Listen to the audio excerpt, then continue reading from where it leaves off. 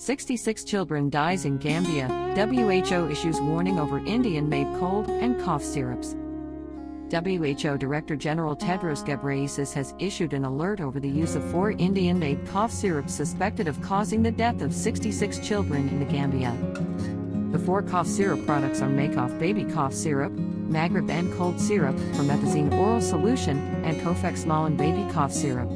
Maiden Pharmaceuticals in India manufactured these cough syrups.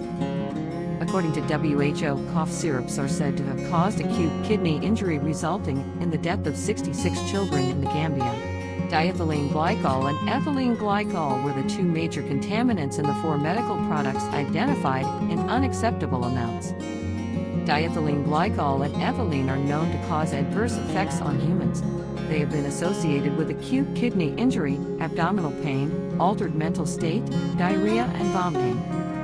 While the Central Drug Standard Control Organization in India reports that Maiden Pharmaceuticals only supplied the suspected medical products to the Gambia, the United Nations agency warns that the contaminated medications may have reached other nations through unregulated or informal markets.